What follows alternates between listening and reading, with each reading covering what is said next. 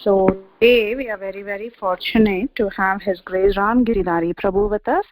Prabhuji will be continuing from Sri Chaitanya Charitamrita Madhya Lila chapter 22 verse 42 onwards. Prabhuji, you can now take over. Okay, thank you. Om Namo Bhagavate Vasudevaya. Om Namo Bhagavate Vasudevaya. Om Namo Bhagavate Vasudevaya.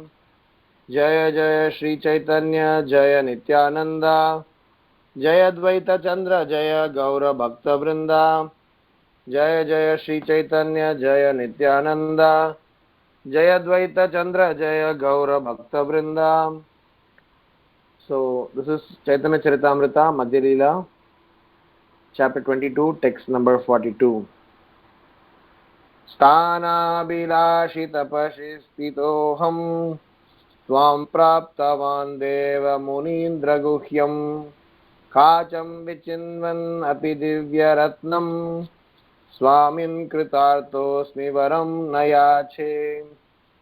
Translation: when he was being blessed by the Supreme Personality of Godhead, Dhruva Maharaj said, "O my Lord, because I was seeking an opulent material position,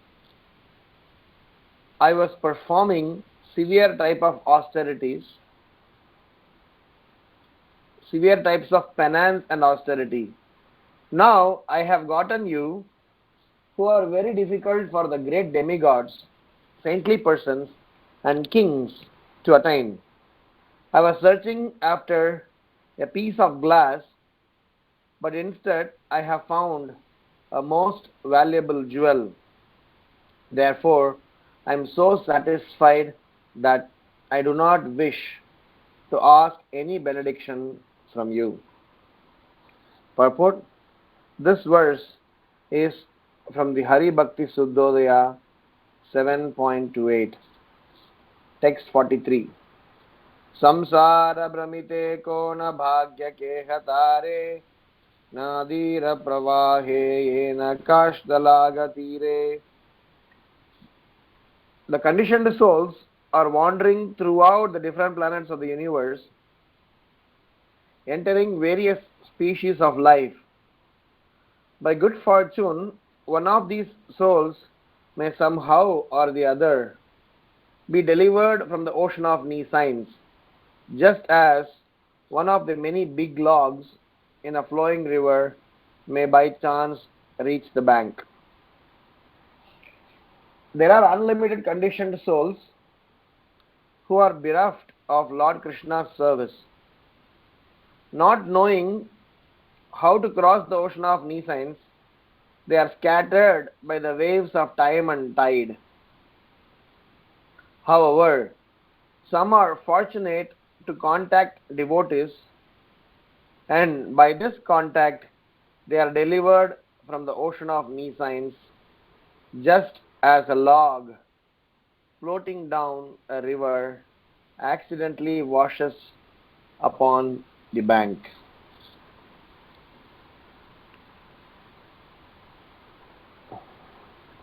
Text 44. Maivam mamadhamasyapi shaye devachyutat darshanam kriyamana kalanadya kvachit tarati kaschana. Because I am so fallen, I shall never get a chance to see the Supreme Personality of Godhead. This was my false apprehension. Rather, by chance, a person as fallen as I am may get to see the Supreme Personality of Godhead, although one is carried away by the waves of the river of time, one may eventually reach the shore. Purport: this verse from Srimad Bhagavatam 10.38.5 was spoken by Akrura. Text 45.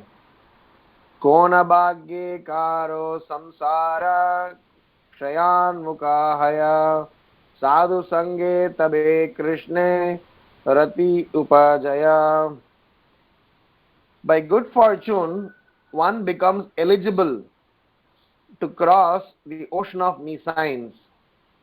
And when one's term of material existence decreases, one may get an opportunity to associate with pure devotees. By such association, one's attraction to Krishna is awakened. Purport. Srila Bhaktivinoda Thakur explains this point. Is this bhagya, fortune, the result of an accident or something else? In scriptures, devotional service and pious activity are considered fortunate. Pious activities can be divided into three categories. Pious activities that awaken one's dormant Krishna consciousness are called Bhakti Unmukhi Sukriti. Pious activities that bestow material opulence are called Bhogonmukhi Sukriti. And pious activities that enable the living entity to merge into the existence of the Supreme are called Mokshonmukhi Sukriti. These last two awards of pious activity are not actually fortunate. Pious activities are fortunate when they help one become Krishna conscious. The good fortune of Bhakti Unmukhi is attainable only when one comes in contact with a devotee. By associating with a devotee willingly or unwillingly, one advances in devotional service and thus one's dormant Krishna consciousness is awakened. Om Ajnanatimidandasya Jnananjana Shalakaya Chakshurun Militam Yena Tasmai Shri Gurave Namaha. Nama Om Vishnu Padaya Krishna Preshtaya Bhutale Srimate Bhakti Vedanta Swamin Iti Namine Namaste Saraswati Deve Gauravani Pracharine Nirvishesha Sunyavadi Paschatya Deshatarine Jai Sri Krishna Chaitanya Prabhu Nityananda Shri Advaita Gadadhar Srivasadi Gaura Bhakta Vrinda Hare Krishna Krishna Krishna Hare Hare Hare Rama Rama Rama Hare Hare. So today we are discussing from Chaitanya Charitamrita Madhya Lila chapter 22, text number 42 through 45. The chapter title, The Process of Devotional Service. The context that we are in is when Mahaprabhu is speaking about pure devotees versus people who are trying to imitate or trying to wobble in Krishna consciousness. And Mahaprabhu started to explain about somebody who is externally being a devotee, and he's also talking about 4 varnas and ashramas. He's talking about how to differentiate between Maya and Krishna, and how somebody who's not careful of Maya, he gets trapped. And when he was explaining, he is talking about this particular verse in line with him explaining about the Supreme Lord's transcendental position and opportunity to serve the Supreme Lord. It's very interesting. Once, one Brahmana visited Mahaprabhu's house. This Brahmana was very nicely served by Jagannath Mishra and Sachi Mata. So, after all the services, the Brahmana was very highly pleased. So, as a customary, they generally give Ashirvad, blessings So all the family members, they went to take blessings of this Brahmana. So in general, as a traditional circumstances, the blessings are typically all the conveniences and facilities and opulences are given importance. So in typically South Indian custom, traditional South Indian Brahmin custom, whenever there is a big event, ceremony, festivals, if you take blessings from the priest or the Brahmana, they bless like this: Rojano Rojamanasya Shobana Shobamanaha Dhanyam Dhanam Pasum Bahuputra Labam Sadasamvatsaram Dirgamayu. This means Dhanyam, Dhanam. Dhanya means, grains. Dhanam means wealth. Bahu means, let the boy get a very good daughter-in-law. Putra means child in the house. Labam means prosperity. Sadasam Vatsaram Dirgamayu. With all these things, with 1,000 multifolded times, let this be, available to you, and you live forever. So something similar to this sort, this Brahmana gave a blessings to Mahaprabhu and their family members. The Mahaprabhu started to cry, weep, or express a kind of displeasure. So he told the Brahmana, "My dear sir, if I have made any offense, please excuse me. Why are you cursing me like this?" So the Brahmana couldn't understand. I gave an Ashirvad. Why was the curse? So Mahaprabhu said, all the big list that you just said now, they seem to be definitely good blessings for a materialistic life. But for a person who is interested in progressing in Krishna consciousness, in devotional life, these opulences happens to be an obstacle. So hence, I find this as a curse rather than a blessing. So here Srila Prabhupada writes in the purport that pious activities can bestow material opulence. Pious activities can give us liberation. Pious activities that can awaken dormant Krishna consciousness. In our own lives, we generally get confused between religiosity and spirituality. As a part of spirituality, the perspective, the thoughts, words, action, decisions, they are all completely different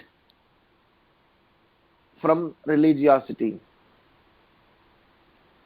Spirituality talks about bhakti and Krishna being the center. But in religiosity, it is about dharma, artha, kama, and also moksha. Purusharthas is what they refer to. So in our devotional life, it is extremely important that we don't fall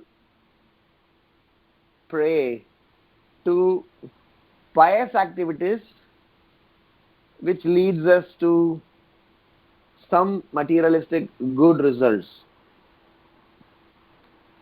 So Prabhupada explains, unless and otherwise one comes in contact with a pure devotee, it is impossible to get this good fortune. So in our discussions today, we are going to talk about some set of reflections, and through those reflections we will churn this 4 to 5 shlokas that we just read today. In our Krishna consciousness, one thing that is foundationally basic,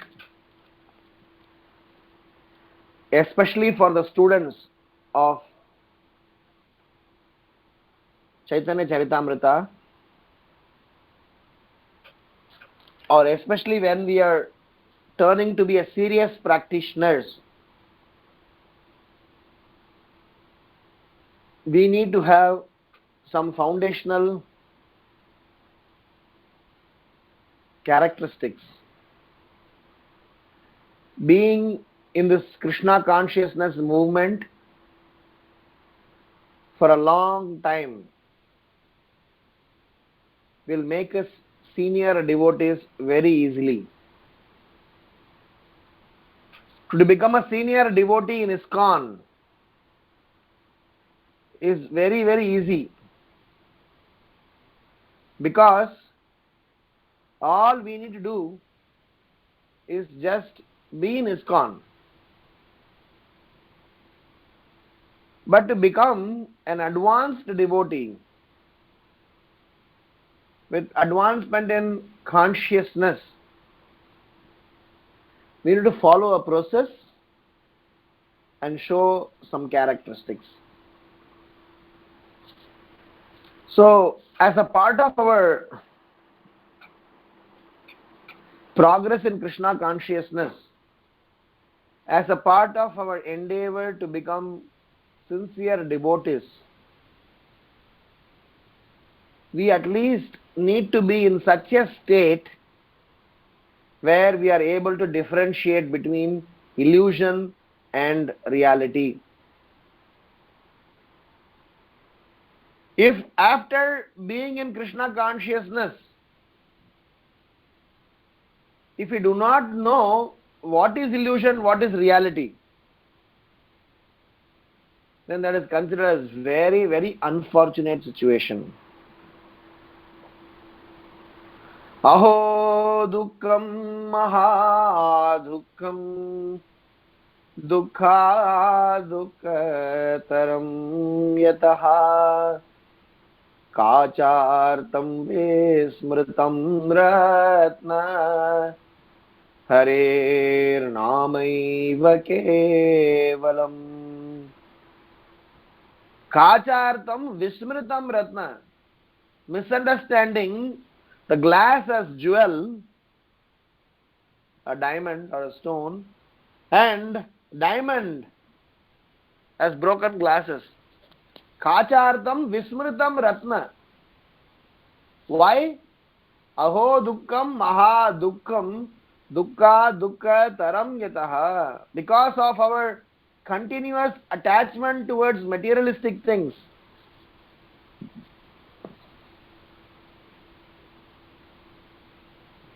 We somehow or other not able to recognize between illusion and reality. Verse number 42, the prayer of Dhruva Maharaj, very clearly explains this point. We are allowed to be in a confused state of not knowing the difference between illusion and reality before coming in contact with this wonderful process of Krishna consciousness. But this process of Krishna consciousness, one of the first contribution or one of the first transformation expected out of us is at least to know to differentiate between illusions and reality. Otherwise, we are considered as the most unfortunate. So we are going to speak about 4 types of people.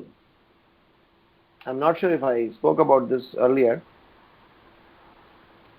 Maybe we spoke about this in the last class. I'm not sure. I don't remember. We have been, discussing multiple things in the last 1 week, multiple forums. Anyways, the point is that as practicing devotee, we need to differentiate and learn to identify our mistakes. If we don't learn to identify our mistakes, then we are not properly situated. So the four categories are: one who knows his mistakes,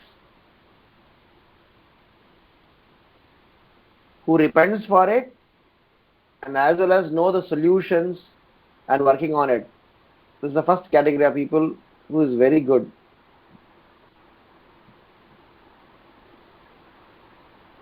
The second category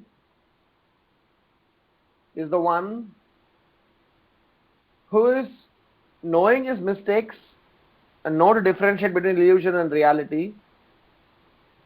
He also repents for it, and he is also knowing the solution but struggling to follow the solution, does not know how to do and what to do. This person is good in one sense, but definitely need some rails, some handle to hold on. The third category is the one who is in deep illusion, who does not know to differentiate between illusion and reality.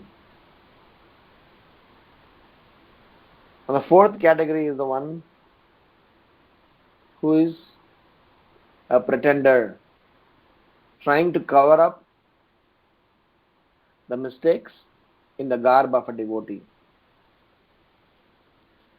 So in our journey of Krishna consciousness,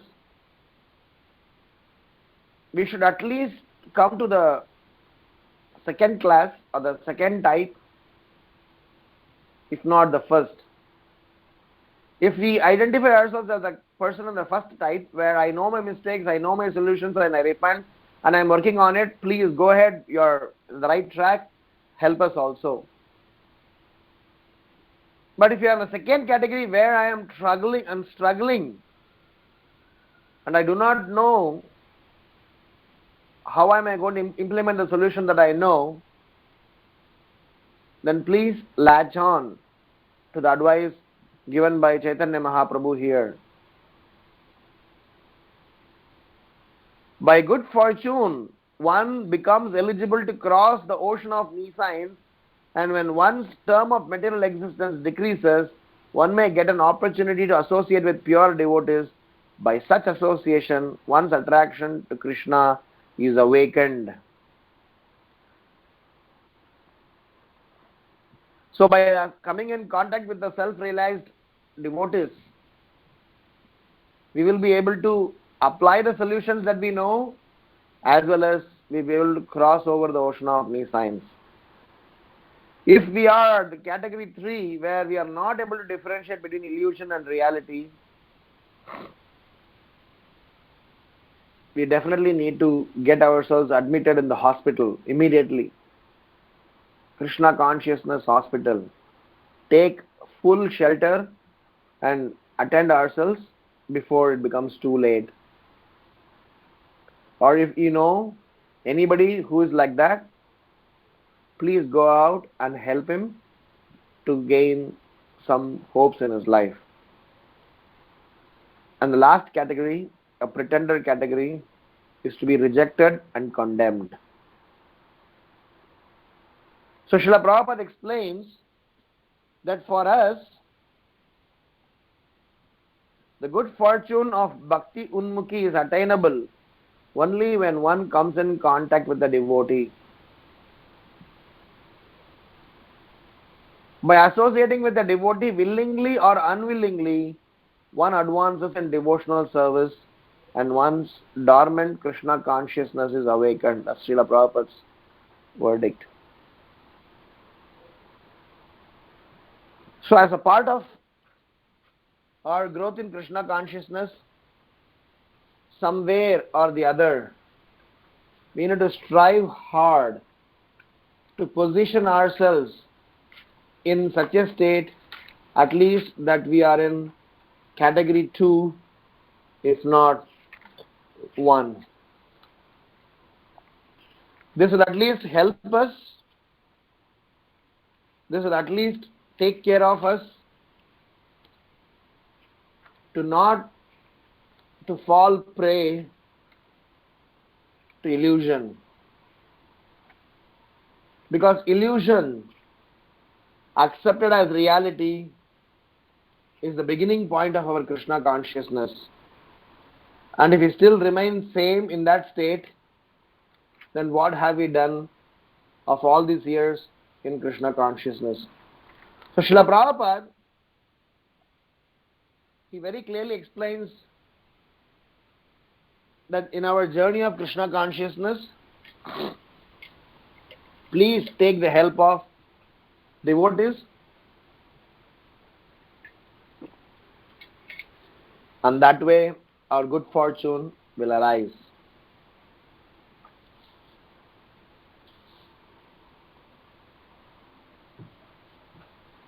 The point on religiosity versus spirituality can only be clarified and purified when we come in contact with a self-realized devotee in our life.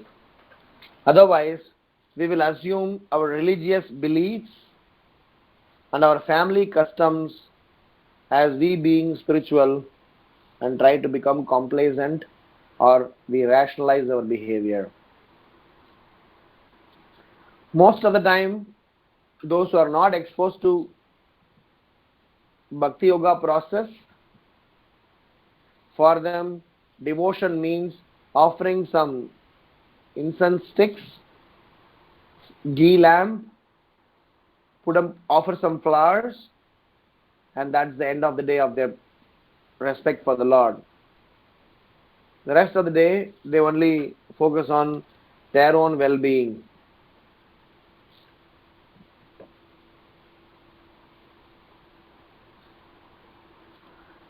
Once, one Grihastha was discussing with his wife, the husband was discussing with his wife, and they were making planning for their future. And when they were planning for the future, they analyzed that all the basic needs for them are in place, but they still thought that they should be definitely moving forward in their social and economical status, so that they are comfortable when they are retiring or when they are in the future. So the wife suggested that let's pray to the Lord. Lord Shiva is considered as Asutosh, or one who can fulfill our desires very easily. So let us pray to Lord Shiva nicely and maybe ask him some benediction. So this husband started to pray to Lord Shiva very sincerely. Within few days, he got the good fortune to have one-on-one contact with Lord Shiva. And when asked for the benediction by Lord Shiva, his husband explained that our basic needs are taken care, but we are interested in acquiring some more, convenience and opulence, so that our children and our future are not always in a constrained mode. So Lord Shiva said, okay, I will sanction this. So anytime when you remember me and you want to ask something to me, here is a bell. I'll give you a bell to ring. So whenever you ring this bell, at that time, whatever you desire, those desires will get fulfilled. So this is a divine bell. Take this. When you remember me, ring this bell and ask for some benediction. You will get them. The man the man was very happy, and before Lord Shiva left, he just said, I just forgot to mention you one thing. Please remember, any time when you ring this bell and ask for something, you will definitely get them. But your neighbor will get twice the amount of what you ask. And Lord Shiva vanished. So this guy came home and started to think, oh my God, whilst I have some opportunity, I also have a problem. If I ask for money, my neighbor will get twice that much. If I ask for a house, my neighbor will get twice that much. So he didn't reveal about this to his wife because he didn't want his neighbor to be richer, wealthier, convenient than him. So he continued his regular course of life. And one day when he was not there at home, his wife was doing cleaning of this house. And as a part of this cleaning, she was feeling very tired and hungry. Typically in a traditional setup,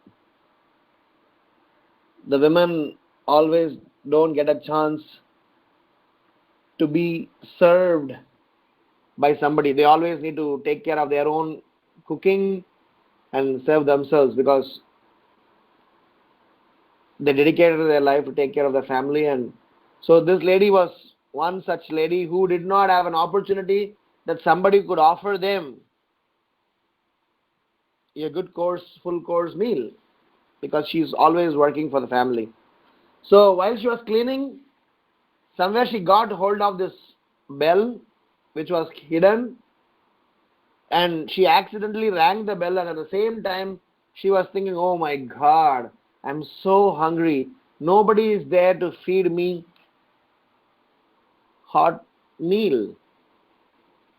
To her surprise, she received 56 varieties of, hot meal served to her. It appeared in front of her. She got surprised. But how come this, magic happened? Then she thought for a while that what made this thing to appear. Then she suddenly remembered that probably something to do with this bell. Then she started to ring the bell again and desired, may I have wonderful jewelry. Then so many jewelry appeared. Then she rang the bell, said that why not I have a big house. So she got a big house. She wasn't knowing about Lord Shiva's note that whatever they get, their neighbor would get twice. So in the evening, the husband came.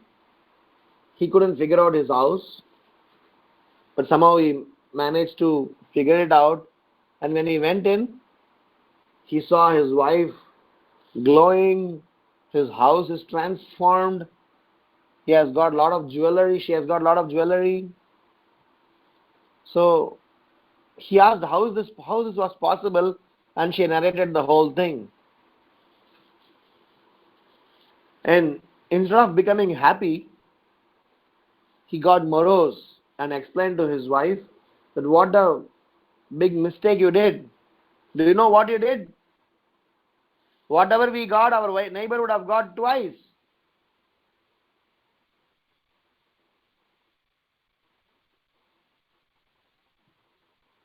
And she was also surprised and shocked. So now she said that now I know what to do to compensate this.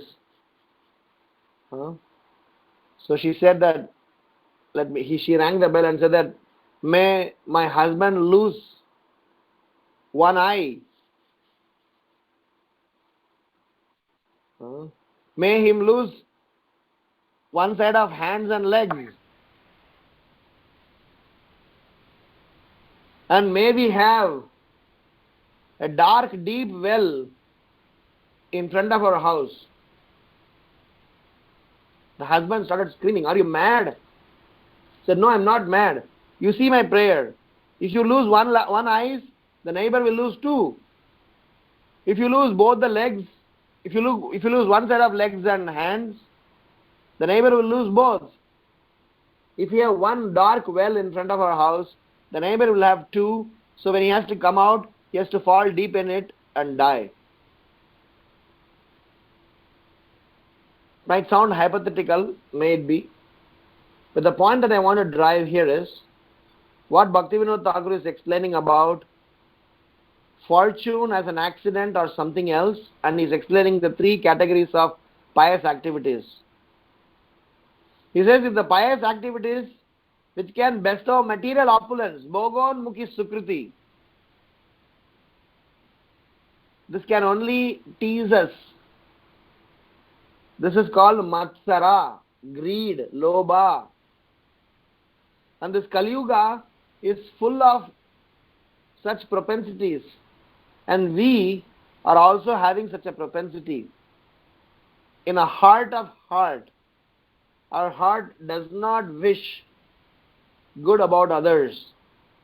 Whenever we know our devotee friends gain something, we are definitely having some butterflies in our bellies flying.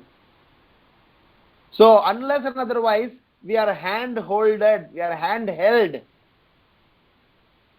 by a bona fide self-realized devotee, we may fall trap into this pious activities to bestow material opulence.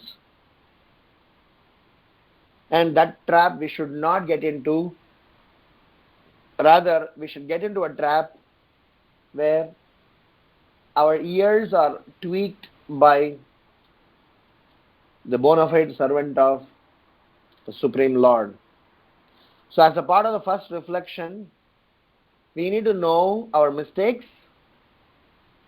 We need to know that we struggle to fulfill the promise or the solution to get rid of our mistakes.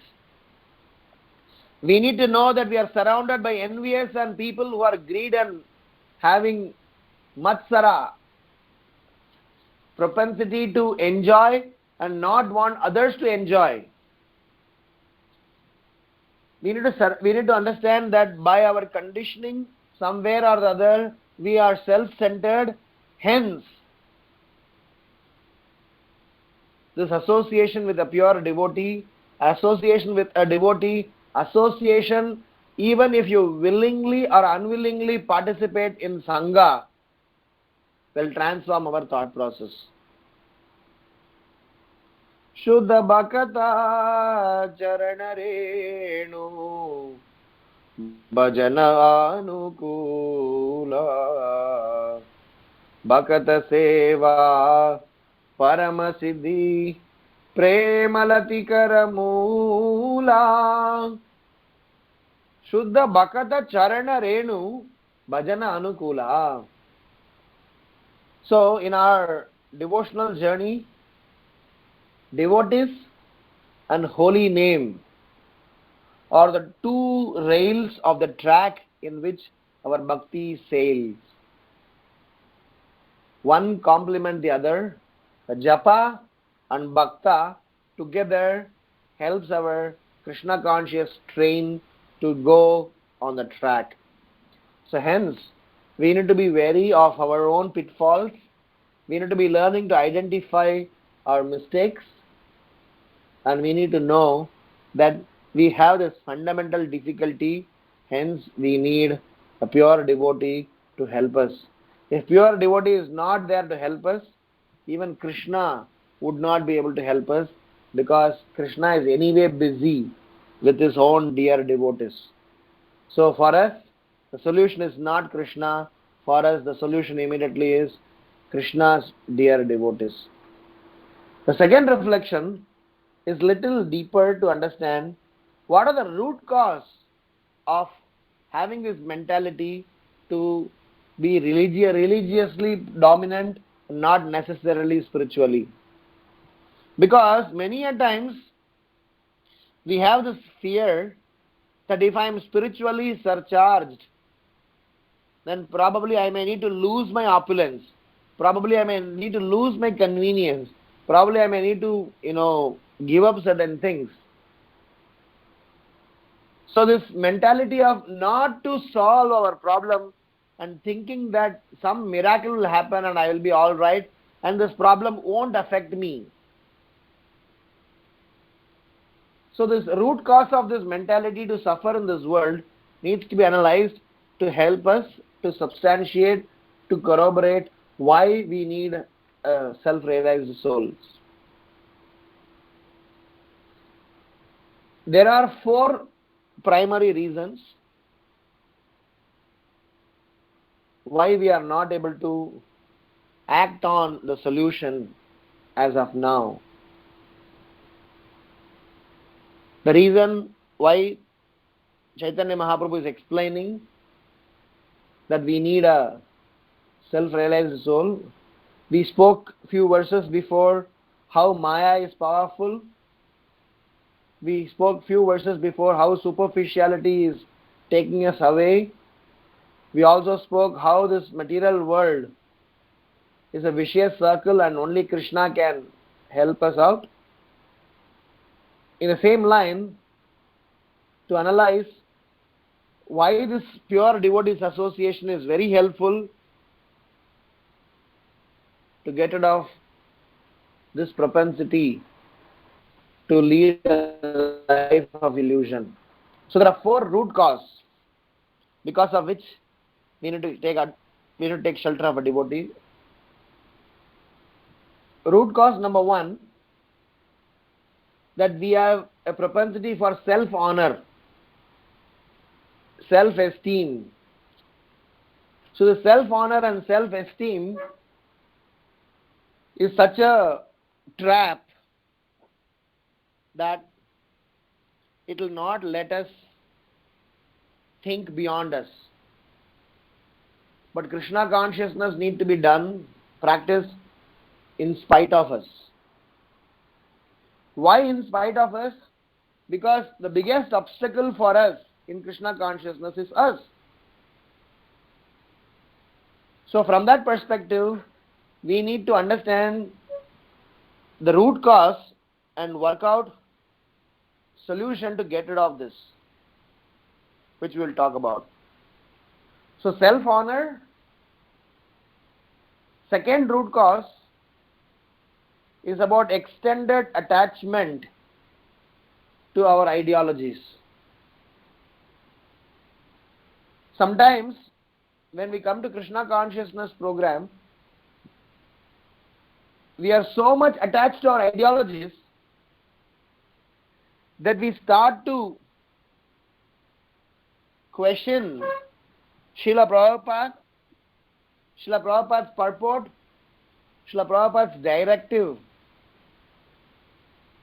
and try to convince ourselves probably these are all relevant only for foreigners, or these are all relevant only for Mlechas, these are all relevant for only Western devotees. For those who are born in South India, no, there is a, Prabhupada was not referring to them. Srila Prabhupada was very much focusing on delivering the Western devotees. That's why he didn't, specifically point this out. We have so many such ideologies to substantiate our own sentiments and fanatisms. Just because of these ideologies, we sometimes don't surrender to our spiritual master, or we don't surrender to this process of Krishna consciousness. So the second root cause why we need to surrender to a devotee for progressing in Krishna consciousness is to somehow or other getting ourselves rid of this attachment to our own ideologies. The third is about we being familiar to this devotional quotients. Especially those who are born in India, especially those who are born in some cultured, traditional family, we have got a familiarity. Oh, I know this.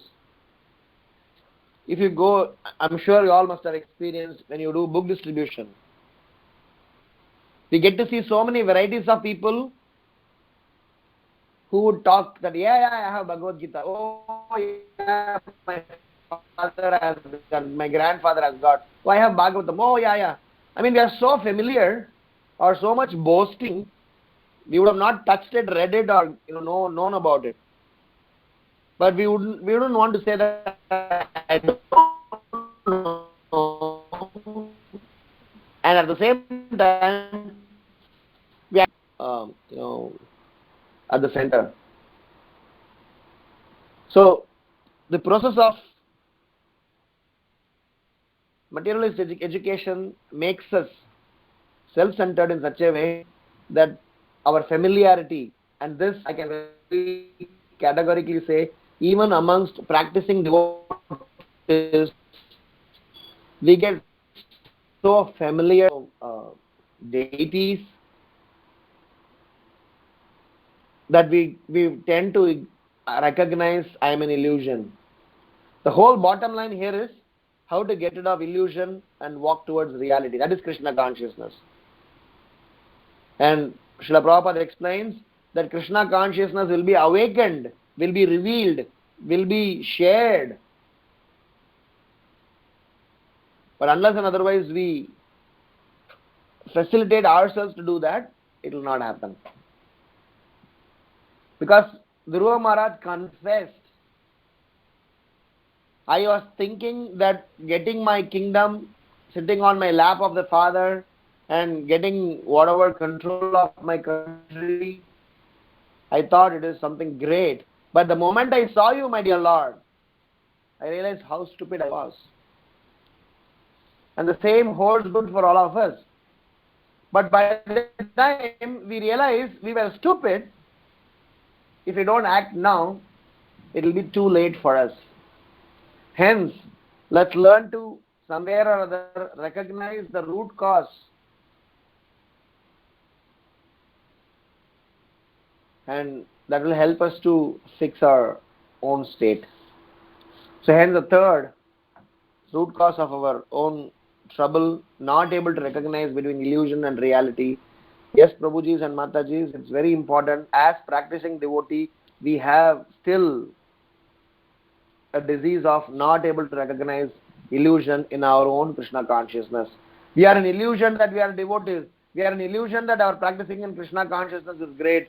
We are an illusion that everything will happen nicely. Unless and otherwise we are questioning ourselves and we are testing ourselves and we are letting our ears to be tweaked by our spiritual master, we are going to remain in the same state for long period of time and not going to make a progress, which is not so good for us. And the last root cause of our problems in being in illusion is our being overconfident. This overconfidence is something that we all generally have faced a situation within ourselves because we think that we can always handle it. We will be able to manage it. Okay, a couple of days it didn't happen, so I'll be able to manage it. I'll be able to come around. I'll be able to work around. I'll be able to handle this. So this overconfidence is something that is not very good for a student of Srimad Bhagavatam, because a student of Srimad Bhagavatam is expected to be very sensitive, sensible and responsible. So this overconfidence as practicing devotees will again detour us from the journey of our Krishna consciousness. So there are 4 categories of devotees we saw, and we also saw as a second reflection what are the 4 root causes for us to suffer in illusion and not able to recognize reality. This is to substantiate, this is to explain both our own nature, conditioned nature, and the help that we need to take from a bona fide devotee so that some good fortune will arrive in our lives. And as Akrura is explaining, the good fortune is such that somehow or the other we will be pushed towards the shore and not drown in this ocean of nescience. And that good fortune is a moment of association. Lavamatra sadhu sangir sarva siddhi hoy.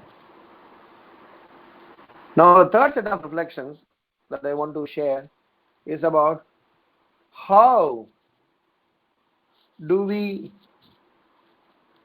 confirm, or how do we know that I have taken enough shelter to a sincere devotee? Because many a times, I have a spiritual master, I have a devotee, I have a counselor. Sometimes this become a fashion, sometimes this become a formality. Nowadays it's such that if you don't have a counselor and mentor, it is something like you don't have some parts of your body there. And sometimes we claim somebody as a counselor and mentor and does not even share such a relationship with that person, and it is just for a formality, so that we are not considered anybody properly situated. So hence the third set of reflection, it is about some qualities expected of us if we have to surrender and associate with a devotee who can help us to get rid of this 4 root cause of the problem and eventually help us situated in a state where we are able to differentiate between illusion and reality, and as well as we are able to work on our solution. So the last reflection for the class today is about the qualities expected of us in a Vaishnava relationship. So there are 4 qualities that we are going to talk about. Number 1 quality is about we need to show a sign of desperateness. I'll explain this point. Because of one of the root causes of the problem in terms of self-honor, self-esteem, we generally don't want to bow down. And more so, our problems are a little complicated and little intricate. We do not want to expose ourselves. But even if we take a courage to do that, we have a difficulty in showing our desperateness to get rid of this. Because we do not want to sound like somebody desperate. But it is explained that a desperate practitioner, a person who shows utmost sign of urgency in taking up Krishna consciousness, will be the first one to be attended. As an obvious example, from a bunch of children who are crying, the child which cries the most is attended first. So in our journey of Krishna consciousness, how much we show desperateness, how much we show eagerness, how much we show urgency matters a lot in our surrender to a devotee. Hence, surrender to a devotee is just not formality, rather it is about sense of urgency and desperateness. What are the signs of desperateness? The signs of desperateness is, I am ready to revolt against my thought and surrender to it. Because generally I will not be able to surrender. I am ready to revolt.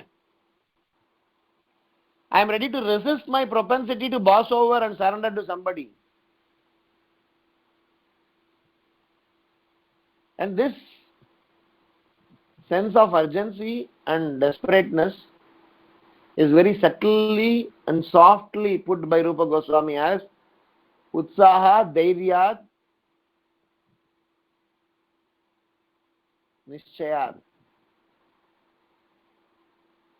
These three put together can be extrapolated as a sense of desperateness, urgency with enthusiasm. If I have a problem, how much I go, how much I show sign of interest to get rid of it. It is like if some other devotee has a problem, how much we show eagerness to identify, portray, explain, take to the end of it to get it cleansed.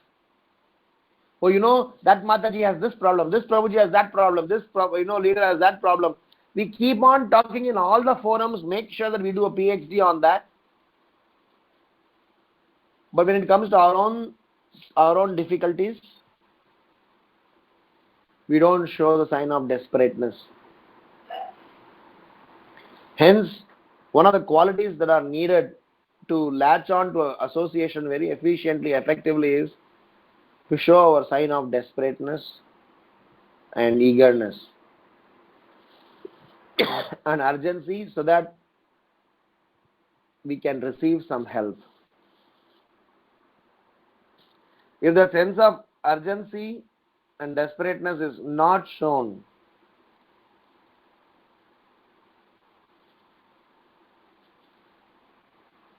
our priority and sincerity is never registered.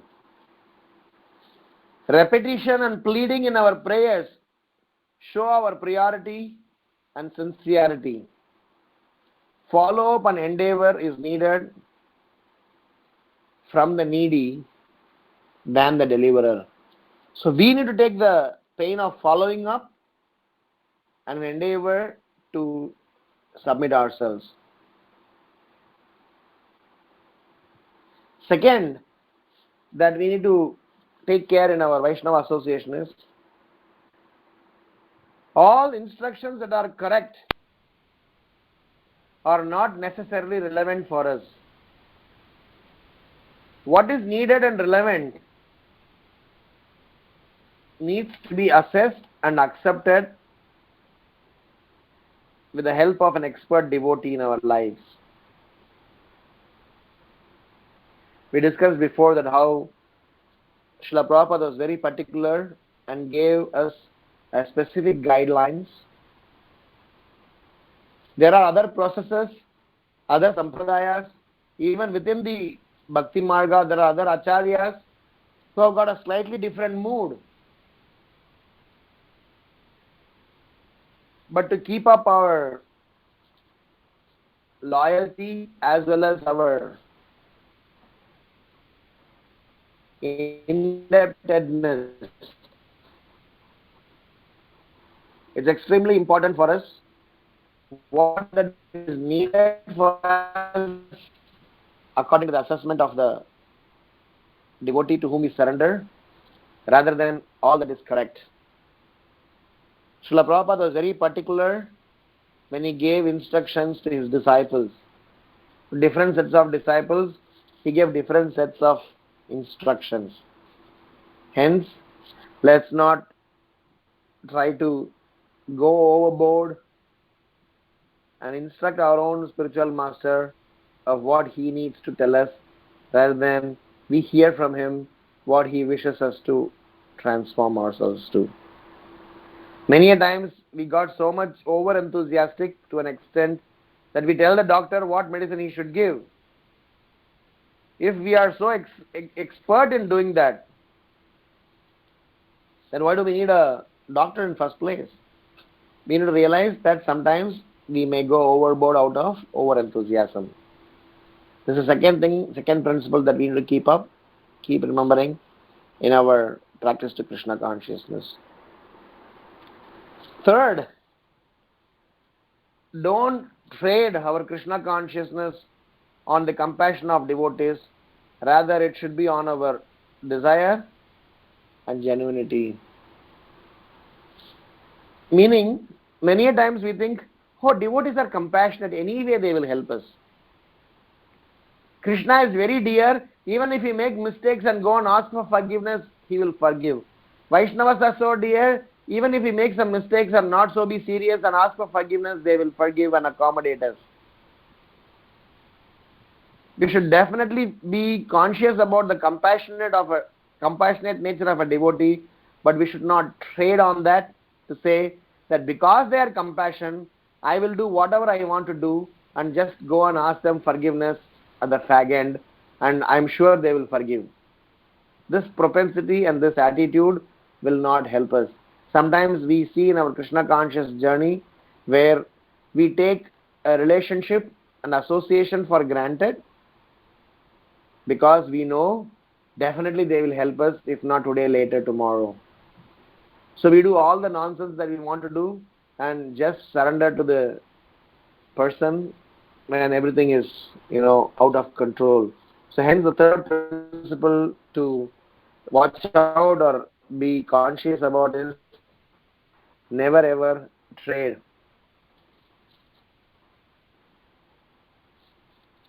on the compassion of the devotees. So the last but not least, in the process of revealing, taking help, in the process of confessing, in the process of surrendering to a bona fide spiritual master or to a bona fide relationship, let's learn to speak our heart out and not keep it hiding, and make the devotee who is helping us take an extra endeavor to pull it out. In a sense, many times in Prabhupada Katha, Srila Prabhupada's disciples have shared how Srila Prabhupada had got a divine vision. His divine vision is he is able to go through inside our heart, pull our anarthas out and show it to us. That is the potency that a spiritual master has. This process of Krishna consciousness have. But as a genuine practitioner, we should not let our physician, our doctor, our guru, our spiritual master to go and take that extra pain for them to detect our problem. Rather, we should share that out in a very honest way. That will help us to gain an extra mileage, because that attitude of us to not hide anything, not to cover up us, will save us from being a pretender, will save us from being a sufferer or being in illusion. So the fourth principle hence is that endeavor should be made to learn to properly speak our heart out, which will tell us what is our priority, what is our focus, and that way Krishna will reciprocate. Ye yata mam prapadyante tams tadaiva bhajamyaham. So these are the three sets of reflections in the process of Krishna consciousness for these 5 verses that we read today, where importance of associating with devotees and how we should be very careful in getting rid of our own illusion is spoken about. So before we conclude, I would like to just summarize the learnings that we had today. So we discussed about how Krishna consciousness process is very sublime, and Chaitanya Mahaprabhu is slowly elevating us and trying to bring us out of illusion and not to recognize glass as jewel and jewel as glass. And we discussed about 3 sets of reflection, each reflection having 4 points. The first reflection is about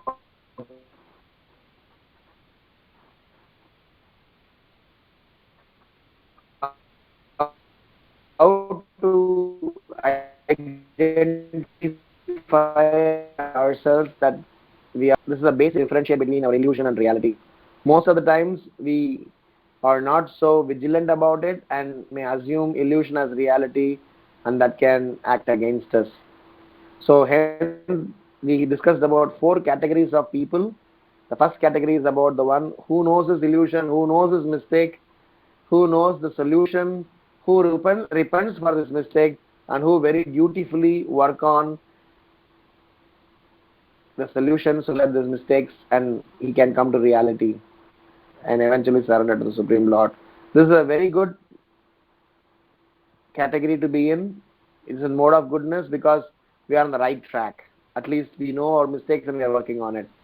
The second category of practitioners are the one who know their mistakes, who may even repent for those mistakes, who may even know the solution, but finding it very, very hard to apply the solution because of the conditioning. And these are people who are definitely not in a bad shape because at least they know that they are in trouble, and such people definitely need to take bona fide association, surrender to that association, and take necessary help for applying the solutions. Otherwise, they will continue to remain in illusion. The third category of the one who does not even know that they are an illusion and they keep assuming that everything is okay in their life. If some of us or somebody whom we know are in such a state, they are the one to whom we are supposed to preach and explain and reveal about the nature of this material world. The last category we spoke about those who tend to cover their own mistakes by Krishna conscious justification and try to be a pretender devotee, and Bhaktisiddhanta Saraswati Maharaj condemns such a person.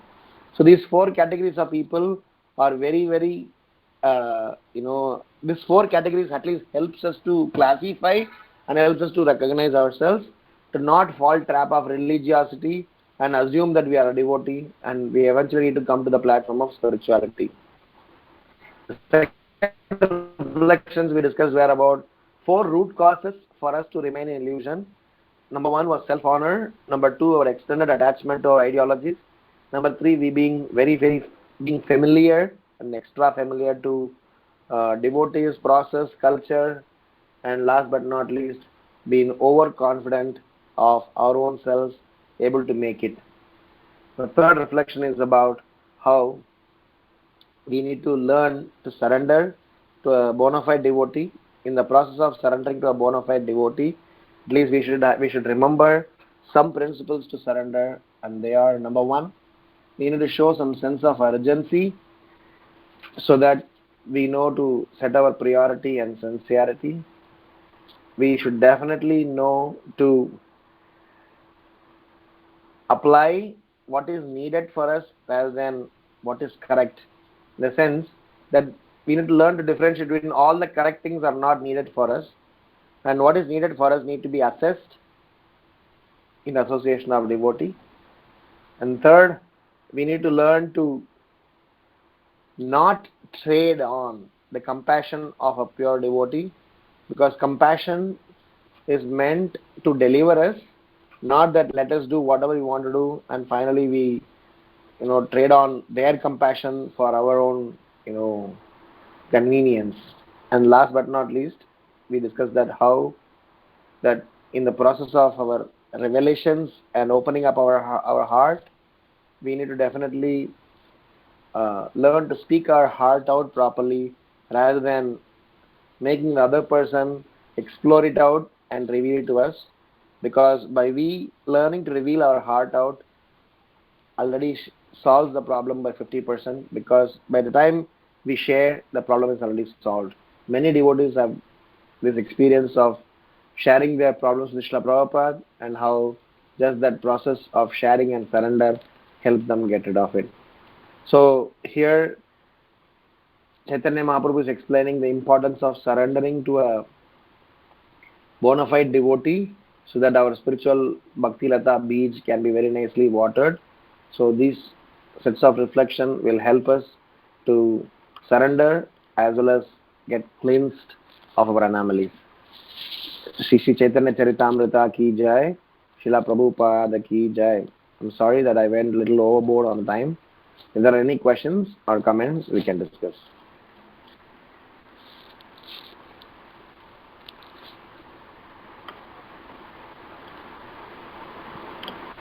Hare Krishna Prabhu, thank you so much Prabhu for the very nice class. Is there anyone on the call who wants to ask any questions or comments?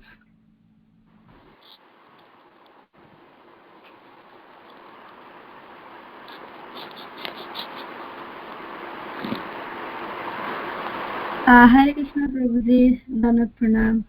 Also, Hare Krishna. Prabhupada and Ji Maharaj. It's a very, very nice class, Prabhu. All the point I really like. The things, I have a question.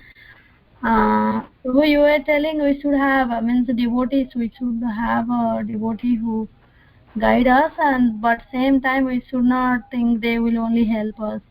Means, can you explain more about this?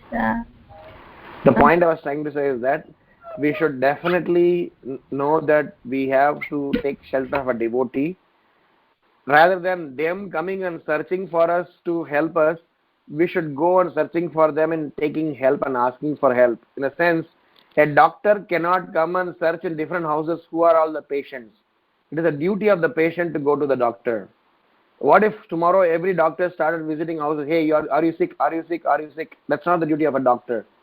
In spiritual life also, unless we show our eagerness to get cured, we show our eagerness to purify our anomalies, then we will not be making the necessary progress. So what I was trying to say is that in the journey of Krishna consciousness, we should not trade on the compassion of a devotee who is anyway there to help us, and let him find out and let him figure out and let him try to help me, rather than, because many times we hear from some devotee, Prabhuji, I am in Krishna consciousness for the past 15 years. Nobody told me this, Prabhuji. I am in Krishna consciousness for such a long time. I have never been informed about these things. So we generally expect that we have the prerogative to be knowing certain things, but the whole process is that it is our duty to go and seek information. It is our duty to go and surrender and learn from the spiritual authorities. So the direction should be other way around, where we go and seek rather than other person coming and search for you. That makes sense? Yes, Prabhu. Yes, thank you so much. Thank you. Hare Krishna. Any other questions or comments? Hare Krishna Prabhuji, Danvat Pranams. This is Sukh Sagari from Houston.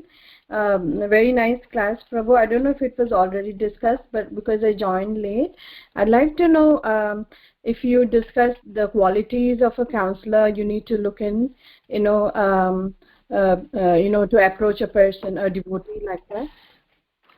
We didn't discuss about it, but it's a very good question and a very important question. So there are three main qualities that I always, share as needed to be, there in a person to whom we should take shelter of. It is like, very simple, that if I am diseased, if I am go to a doctor, and if my doctor hearing about my condition, if he starts crying, suppose for example I have stomach ache, or I have headache, or I have fever, I have a jaundice, or whatever that is, if I go and tell my doctor the difficulties that I'm going through, and what if the doctor starts crying and weeping, oh my God, oh you have such a problem, then we definitely not be able to take treatment from him, because the person who is treating us should be bold enough, should be equipped enough to handle that situation. So there are three principles to put our trust on someone. First principle is the character, one who walks their talk. Number two is competence, which means he or she can take care of my problem. He's competent enough. He may have a good character. He's like a very good doctor, very qualified, but is he competent to handle this? Third is the component of compassion, because he know that I will become proud. In Sudama's case, actually, Sudama and Krishna's conversation, Krishna was actually very compassionate towards Sudama. So Sudama, for a moment, thought that I am the most humble person, and you see, I even in my poor state, I managed to be Krishna consciousness. So he had some little portion of pride about his poverty and being a devotee. So Krishna, by his response, he mitigated that. The principle is, our compassion sometimes may not necessarily be sweet words. Our compassion from a bona fide source could as well be scolding, should as well be instruction, could as well be an austere process to be followed, could as well be some service which are very difficult to execute. So compassion not necessarily is always um, sweet words. I used to always say that the first three lectures programs in ISKCON is only free, and you have been treated like a royal, guest. From the fourth lecture onwards, you are expected to serve. You are asked to surrender. You are definitely encouraged to perform austerities, and slowly, they will. This process is so interesting that you are encouraged to do certain things which otherwise we would have not done and rejected them as austerity or burden in my system. So the three characteristics are character, competence, and compassion are three things, 3C, to check out in a person to whom you can put your trust on. There may be more, but at least these are three something that I could think of.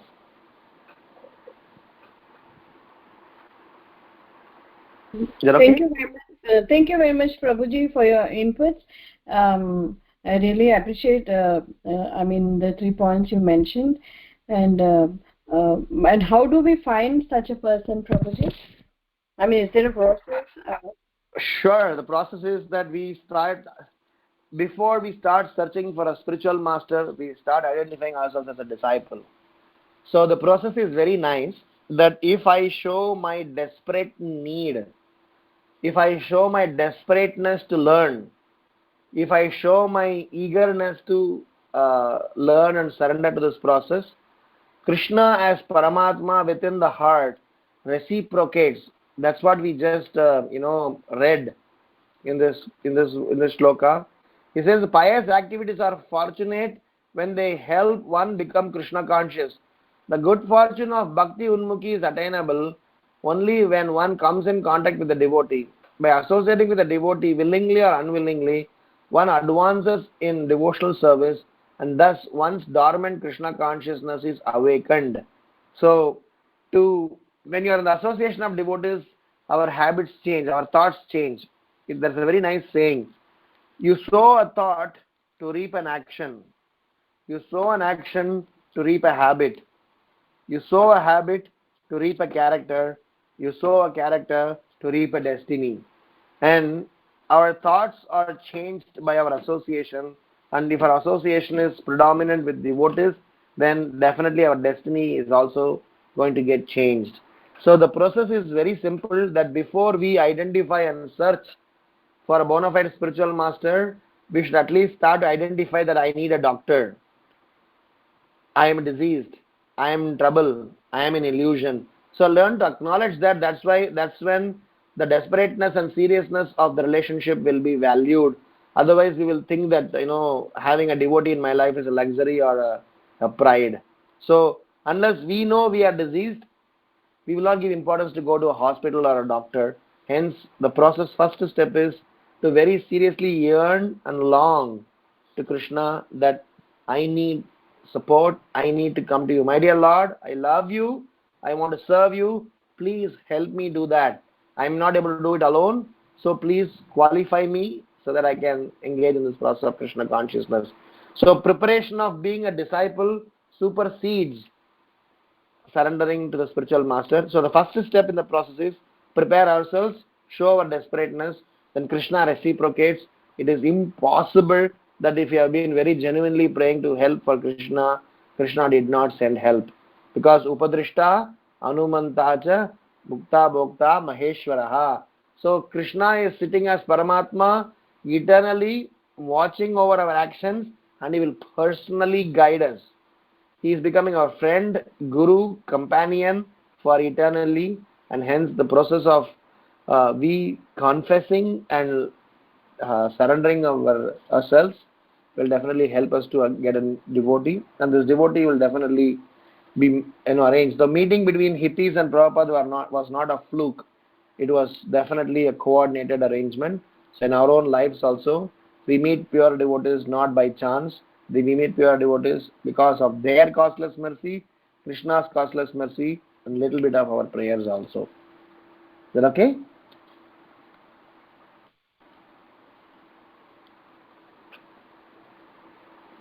Yes, Prabhu. Sorry, I was on mute. Thanks so much, Prabhuji. I have one follow-up question, but I would reserve it. I don't know if anybody else has questions. I don't want to take up all the time, Prabhuji. Yeah. Anybody else has a question?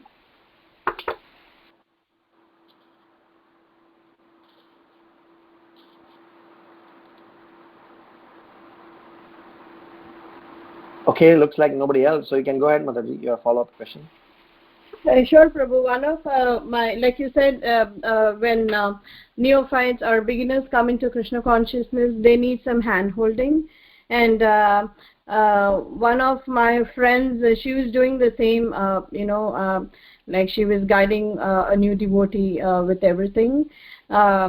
But it so happened that the new person kind of latched onto her and wouldn't let go of her, and she kind of felt, kind of encumbered, that, she didn't have room to breathe, kind of, like she kind of felt very, very cornered in one sense, because every time she would be on at her face, and she didn't know, she expressed it to me. She said that, she tried to help the new devotee in many ways, but, beyond the point, she's not able to take it, like, when they get too much in the face like that. So she was saying, what do I do? Because that person attends their Bhakti Vriksha, and she was like, should I stop inviting her, or what do I do? Because it's draining my energy and resources. So do you have any advice for that, Prabhuji?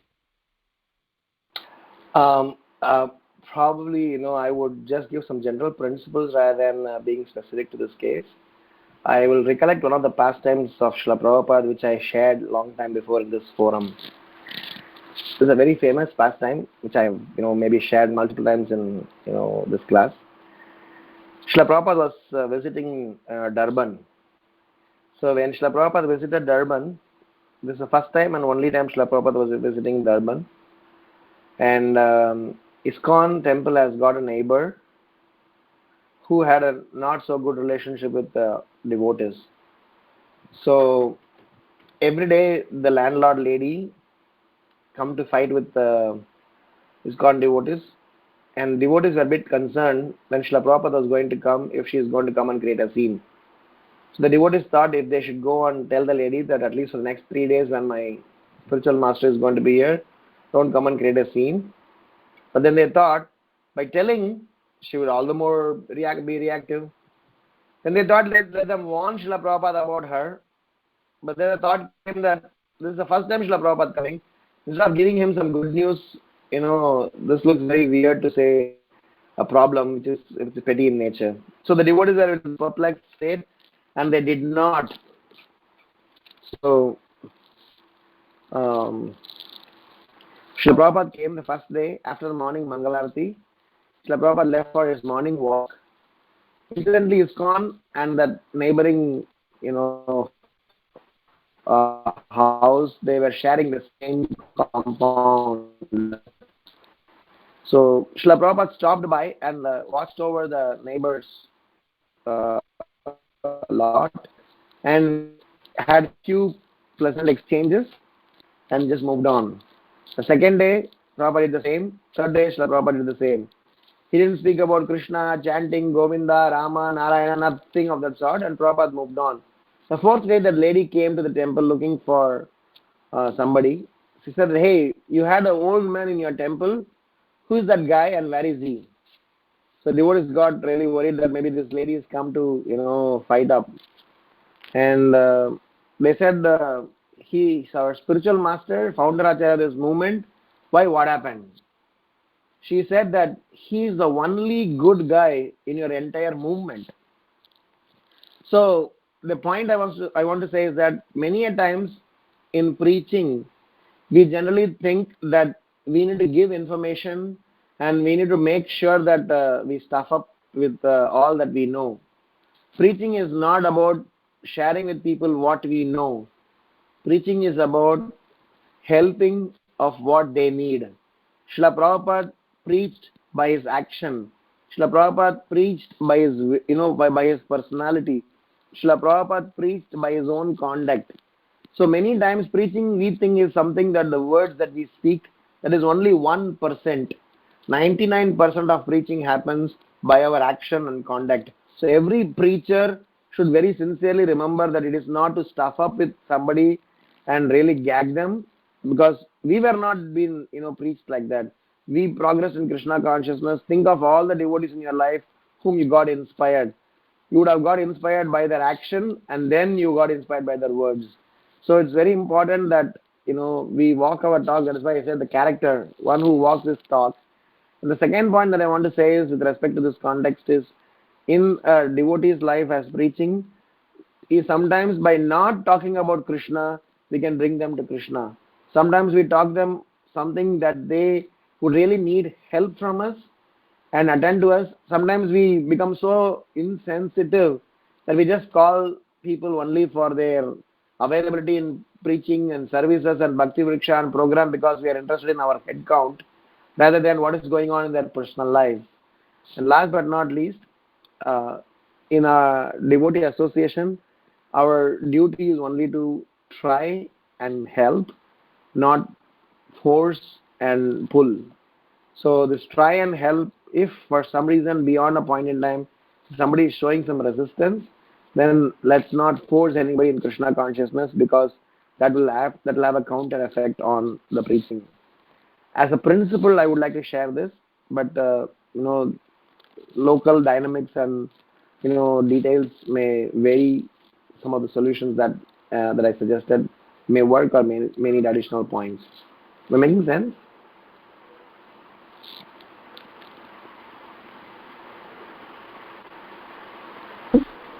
Yes, Prabhuji. What you said does make sense from the perspective of a preacher. I was looking more for something from the perspective of a neophyte who is, kind of looking up to a preacher, because that was the problem in this Mataji's case. She helped her and tried to introduce her to other devotees and try to slowly move her into the system, but the newcomer would not let go of her, and she would just literally stalk her everywhere, wherever she was. So right, I heard similar episodes in different sangha where people possess you, or they think that they are possessive of, he can be only mine, he cannot give his time and energy to somebody else. But I think we should at least as a preachers, by me being a doctor to you, I can only give advice not to carry your disease. So that's a decision that an individual should take it, and probably explore some other possibility of helping them. Thank you very much, Prabhuji. Hare Krishna. Hare Krishna. Any other questions or comments? Thank you so much for this wonderful association, and looking forward for more Sangha. Srila Prabhupada ki jai. Hare Krishna, Prabhu. Thank you so much, Prabhu. Thank you all for the very nice conversations, the question and answers. Thank you, Prabhu. Thank you, Prabhu, for coming always and giving us your valuable association. We can end the call now. Vancha kalpatarubhyascha kripa sindhubhya cha patitanam pavanebhyo vaishnavebhyo namo namaha. Ananta Koti Vaishnav Vrinda ki jai, Srila Prabhupada ki jai, Shri Shri Chaitanya Charitamrita ki jai, His Grace Ramgiridhari Prabhu ki jai. Hare Krishna.